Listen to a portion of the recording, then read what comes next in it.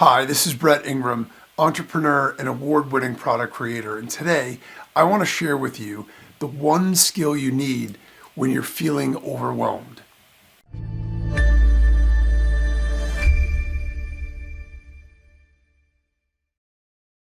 It seems like everyone is busier these days than ever before.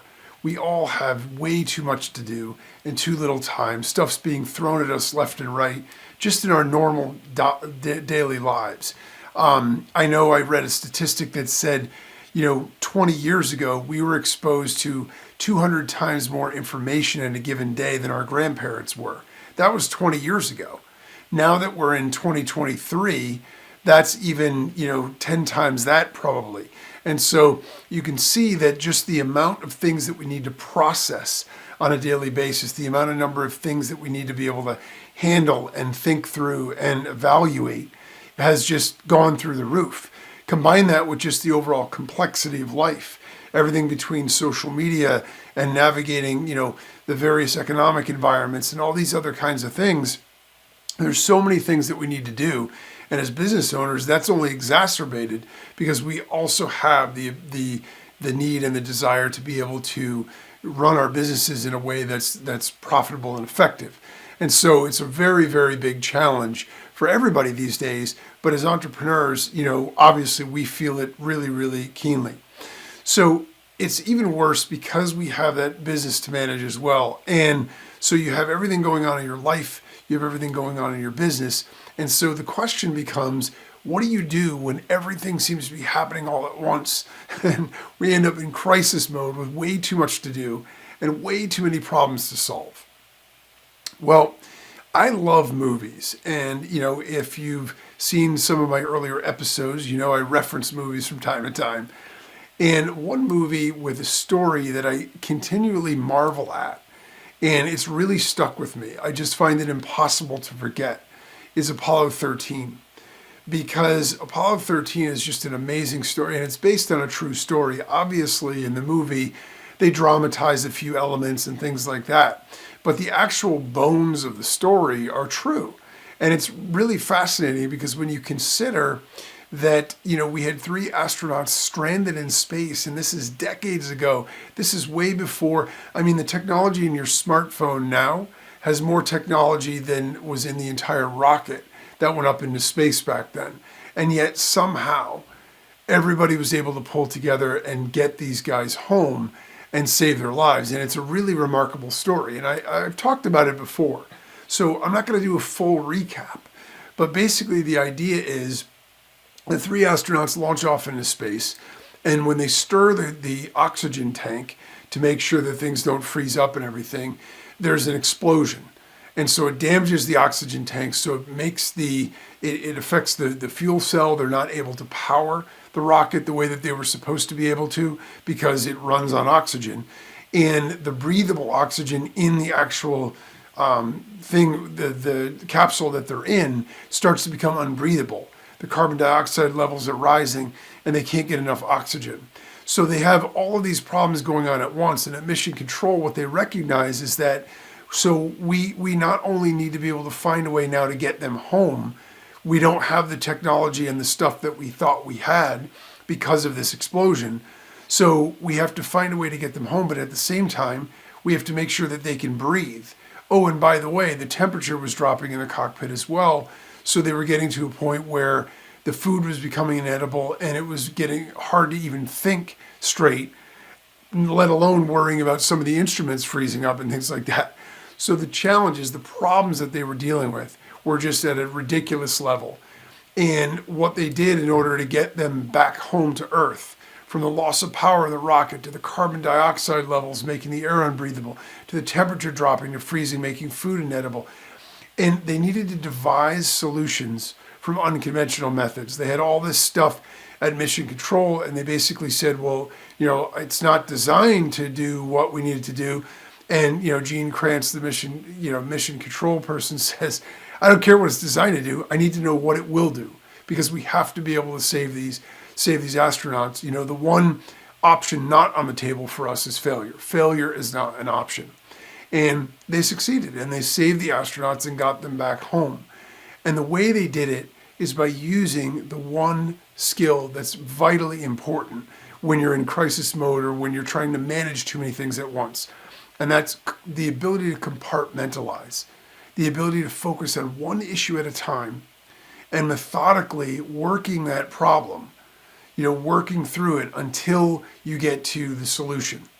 And if you stop and you try to consider all of the things that you've got going on, you try to solve them all at once, what happens is you just get more and more overwhelmed, and you're more likely to enter a state where you're not thinking clearly, you're panicking, you're not able to make good decisions. And that's never going to be a positive place to be. So by methodically going through this and working the problem, you can knock down your biggest thing and then your next one and then your next one. You just do it in a process and in a way that you're able to think clearly by focusing on just one thing at a time. So there's actually a professor, his name is Thomas Bateman, and he's a professor at the University of Virginia, who sort of broke this whole process down into steps. So to work the problem down, and he defined it as, set it up as 8 steps. The first step is to define the problem, right? So when we have a lot of stuff going on, if there's any kind of ambiguity, that leads to more problems, because that ambiguity in and of itself makes it difficult to focus on anything. If we don't really know what it is we're trying to do, it's going to be pretty hard to be able to do it. So let's figure out exactly what is going wrong. What is the problem that needs to be solved? In their particular case, the first thing was, okay, we have to figure out how we're going to get enough power to get them back home from where they are. And then when they realized, we're bleeding something out of the side tank here, there's this gas pouring into the air, and they realized that was the oxygen. And they saw the carbon dioxide levels rising, and they realized that they were going to run out of oxygen. The astronauts would die long before they ever made it home because they wouldn't be able to breathe.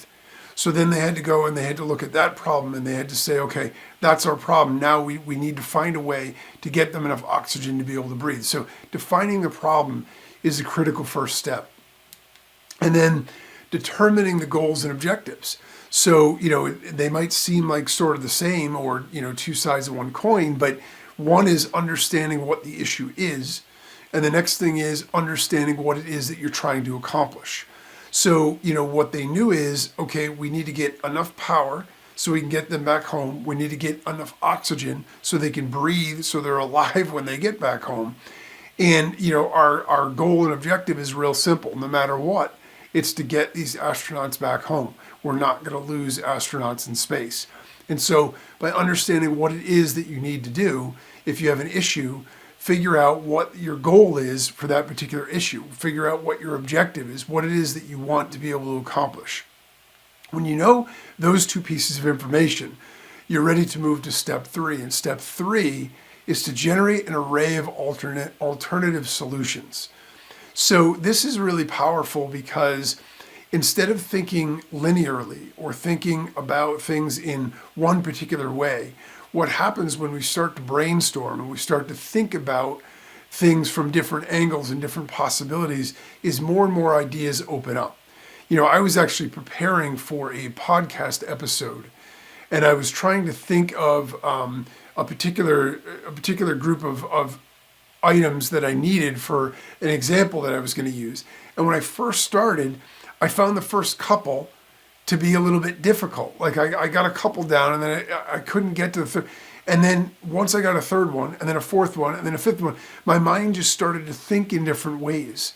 And it started to consider other options and think about people from other perspectives. And when I was able to do that, I was able to figure out a lot of different ways to do it. And so, to generate an array of alternative solutions, we might need to think outside the box. We might need to think about things that we wouldn't have even considered normally. We might need to think about things that aren't something that we would normally even do in our business or in our life. And they might seem crazy, but we don't want to evaluate anything at this point. We just want to generate. The idea of brainstorming, the whole exercise, is to stimulate the creativity in your mind. I was in a special class when I was in school, and as a very, very young kid. And one of the things that we used to do is to sort of foster creativity is we do these brainstorming sessions. So the teacher, the instructor at the time, would basically take like an item. And, one of the things he used was a tennis ball, and he'd cut the tennis ball in half. So he had two halves of a tennis ball, and he would hand it to somebody, and he would say, "What is this?" And you had to think, what could it be used for? What do we call it? And so we would brainstorm names for things, uses for things, different ways. And it was an ordinary item that we just had to get creative about and think about. And he would choose a different item all the time. And by doing that, it got your mind to start to think. And what you found is in a small group of 5 or 6 people, the first couple of solutions are always really easy and obvious, right? Oh, it's a cut in half tennis ball.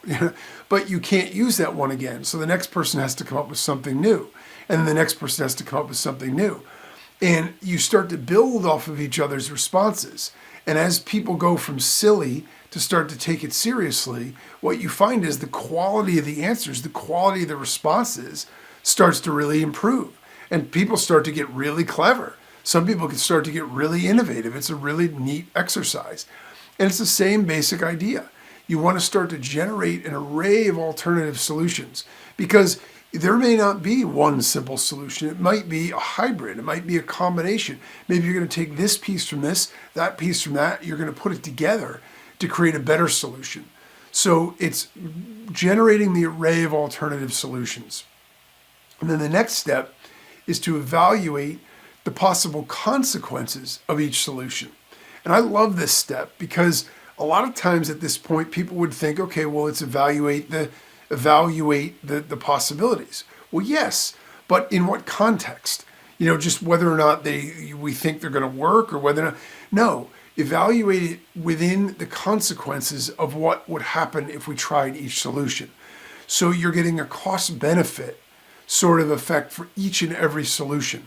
Which of these things that we could potentially try are going to have the highest expense, whether it's financial expense, time expense, risk expense, whatever, and which are going to have the highest probability of a positive outcome and the best positive outcome. And so as you start to evaluate the possible consequences and you start to realize, well, this one would give us a really great result and it's pretty easy to implement and pretty simple. I don't think it's going to work, but it could be great. Well, that's an easy one to try because there's very little risk, there's very little expense, and there's a huge upside. Then you might look at another one that you initially thought was a good idea, and then you realize, well, geez, to make this work is going to cost us a lot of time, a lot of man hours, and a lot of money. And the best possible solution is it sort of barely fixes the problem. If you start to find that, it becomes a lot easier to weigh the various decisions together or the various possibilities together when you have the consequences laid out for what each solution would give you. So the consequences of each solution. And you can start to see already through this process that what's happening is you're being methodical, you're thinking, you're being analytical, you're not being emotional. You're just going through this and you're taking it step by step. And the answers reveal themselves as you go. So you don't need to make knee-jerk reaction decisions. You don't need to make gut reaction decisions, and you don't need to do anything in a state of duress where you might make a bad decision because you're going to do this in a way that's logical, it's analytical, and it makes a lot of sense. The next step is to use this analysis to choose one or more courses of action. So again, we don't need to choose one course of action. Maybe there's 4 or 5 things we could try. Maybe there's one. Some of them we might be able to do conjunctively together. Some we might be able to combine. Some we might be able to do, linearly where it has to be one and then the next and then the next. Some we might be able to do at the same time and do them serially. So there are a lot of different options, but once we know, okay, we've crossed off these 7 or 8 possibilities because the consequences are too great or the risk reward just doesn't make sense for those. Okay, great. Now we've got our universe here with 13 other ones. Are there some that we could do together? Are there some that we could combine to make them even better? Are there some that, we could do this while we're doing this and do this while we're doing this so that way we can get more done faster? You can evaluate all of those things by analyzing it and choosing one or more courses of action based on the consequences from each of the possible solutions. And so that's the way that you're going to be able to determine what the best way forward is. Then, once we've decided that, we're going to plan the implementation. So we've decided at this point, okay, these are the 3 solutions we're going to go with, at least to start. Maybe these other 5 look okay too, but we're going to table those. We're going to start with these 3. So let's plan this out. Today, step 1, we're going to do this one and start this. We know that this one is going to take a lot longer, so we want to start this one, early, and we'll start this one next because we know that that one's faster. Or whatever makes sense. But you plan out the implementation so you know who's responsible for what, who's going to be doing what, and you know exactly the process and the timing of how you're going to work through this to make it all go and to make it all work. So by planning the implementation, then you're in a stage where now you're ready to turn on the thrusters, right? To use, an analogy from Apollo 13. Because you've got your implementation planned. You know what it is that you're going to do. You feel good about the solutions you've come up with because you've already evaluated them in terms of their consequences. So now, once the plan is in place, there's no looking back. At this point, the next step is to implement with full commitment. So the whole idea of all the other steps up to this point is to make sure we get to a level of certainty, comfort, and confidence that we're going to go all in on this. We're not going to hedge. We're not going to be second guessing while we're trying it. We're committed. We're going to go full force and we're going to make this happen. So we're going to implement that with full commitment. Everybody on the team, if there's a team, all need to do their job and all need to do it fully with the expectation that it's going to work and that you're going to reach the solution that you need. And that's exactly the way that you need to approach it in terms of the implementation. So it's not, we'll start a little bit on this and then see, and then maybe that'll work. And then, no, once we get to the implementation phase, it's full commitment. It's flip the switch and we go. And that's basically how the implementation works. And then the last step is to adapt as needed based on incoming data. And this is a really important step because if you've done everything else well and you've gotten to a point where you're implementing, that's fantastic. And that's going to help you solve a lot of the challenges that you're going to go through. At the same time, we have to be smart enough to recognize that while we're implementing this and while we're doing it, we're going to start to get feedback from that process of doing it. And when we do that, that feedback is going to give us information. Are we getting closer to our target? Are we getting further away from our target? If we're getting closer, keep going and accelerate. If we're getting further, or we're sort of dancing around it but not really getting it, what adaptations, what changes can we make? What edits or tweaks can we do that will allow us to get more toward that target? They say that when an airplane takes off, it's off course more than 90% of the time from where it ends up landing.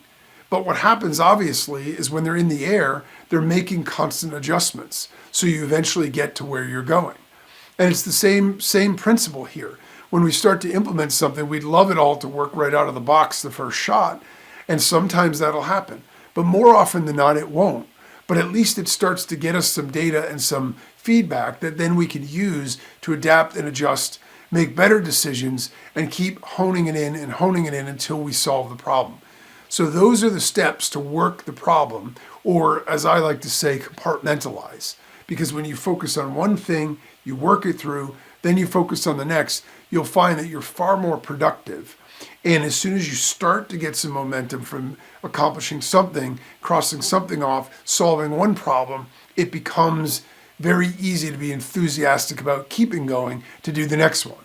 All of a sudden, those feelings of overwhelm start to dissipate, and it's replaced with excitement, enthusiasm, and energy. And that's exactly where we want to be as entrepreneurs and human beings, quite frankly. So by following that process, starting with the most pressing or urgent problem first, they were able to solve all the problems and rescue the 3 stranded astronauts from outer space, which is absolutely miraculous in every sense of the word. So obviously, if we use the same process, we can surely solve the problems in our businesses and in our lives too. So the takeaway here is that there are times when things just get too overwhelming to handle them all at once. If we try to do that, we'll be less effective at handling any of them, which just makes matters worse and puts us in a worse spot. In these cases, it's best to take a deep breath and compartmentalize. Think about what the number one most important thing to get done is and focus 100% on that. Push everything else out of mind and just do it. Just do the one thing. Once it's done, move to the next, and before we know it, we see the light at the end of the tunnel.